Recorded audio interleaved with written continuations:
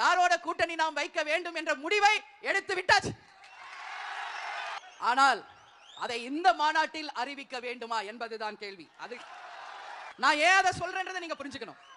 நம்ம மாவட்ட கழக செயலாளர்கள் அவங்க கருத்து என்று ஒரு காலம் நம்ம கொடுத்திருந்தோம். அந்த காலத்துல அனைத்து மாவட்ட கழக செயலாளர்களும் தலைமை கழக நிர்வாகிகளும் சொன்னதை உங்களிடம் சொல்கிறேன்.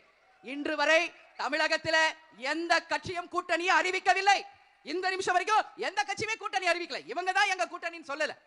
அப்படி இருக்கும் பொழுது நாமும் சிறிது ஆலோசித்து தெளிவாக சிந்தித்து நல்ல தீர்ப்பை தான் எடுக்க வேண்டும் என்பதை நம்ம மாவட்ட கழக செயலாளர்கள் சொல்லியிருக்காங்க. தை பிறந்தால் வழி பிறக்கும். கண்டிப்பா. இப்ப நீங்க சொல்லுங்க, எனக்கு நான் யாரை பத்தியும் பயப்பட மாட்டேன். உங்களுக்கு தெரியும். நான் கேட்கறது இல்ல. எங்க மாவட்ட செயலாளர்கள் நிர்வாகிகள் என் கடைக்கோடியில் இருக்கின்ற என் தொண்டர்களை உங்களை பார்த்து நான் கேட்கிறேன். இந்த மாநாடு மேடையில் நம்ம அறிவிக்கணுமா? அறிவிக்கணுமா? அறிவிக்கணுமா? ஏன் கேட்கிறேன்னா, நம்ம இவ்வளவு நாள் சத்திரியனா வாழ்ந்துட்டோம். இனிமேல் சாணக்கியத்தனமாக நாமளும் வாழணும். இன்னைக்கு ஆண்ட கட்சியும் ஆளுங்கட்சியுமே யார் யாரெல்லாம் கூட்டணி என்று அறிவிக்காத போது, அந்த கூட்டணியிலே யார் யார் அங்கம் வகித்து இருக்கிறார்கள் என்று சொல்லாத போது, மத்திய மாநில ஆட்சியில் இருப்பவர்கள் சொல்லாத போது, நாம மட்டும் எதற்காக முந்திரி கொட்ட மாதிரி அவசரப்படணும்?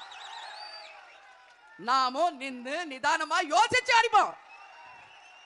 ஆனா தேமுதிக சாதாரண கட்சி இல்லை. மீண்டும் சொல்கிறேன், நமக்கென்று ஒரு கௌரவம் உண்டு, நமக்கென்று ஒரு மரியாதை உண்டு, நமக்கென்று ஒரு கண்ணியம் உண்டு. அதையெல்லாம் யார் மதிக்கிறார்களோ அவர்களோட தான், என் தொண்டர்களை யார் மதிக்கிறார்களோ அவங்க கூட தான் கூட்டணி. ஏன்னா தலைவர் சொல்வார், நான் தலை குனிவனே ஒழிய என் தொண்டனை தலை குனிய வைக்க மாட்டேன் என்று. அதேதான் உங்க அண்ணியாரும் நான் சொல்றேன். எத்தனை ஏச்சுக்கள் பேச்சுக்கள் பழி பாவம் பேரம் பேசுறாங்க, பொட்டி வாங்க, என்ன வேணா சொல்லுங்க. நீங்க என் தொண்டர்கள் என்ன சொல்றாங்களோ அது மட்டுமே என்னுடைய வேத வாக்கு என்பதை இந்த நேரத்தில் நான் சொல்ல கடமைப்பட்டிருக்கிறேன். எனவே நாமும் தெளிவாக சிந்திச்சு டைம் எடுத்து இவ்வளவு நாள் வெயிட் பண்ணிட்டோம்.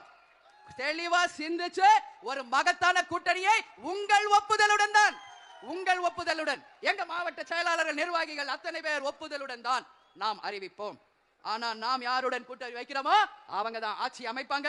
அவங்க தான் நிச்சயம் நம்மளுடைய கூட்டணியில இருப்பவங்க தான் ஆட்சி அமைப்பாங்க. அது மட்டும் புரிஞ்சுக்க. அதனால கொஞ்ச நாள் வெயிட் பண்ணுவோம். தை பிறந்தால் வழி பிறக்கும். அதனால நல்ல வழி நம்ம கேப்டன் நமக்கு காமிப்பார்.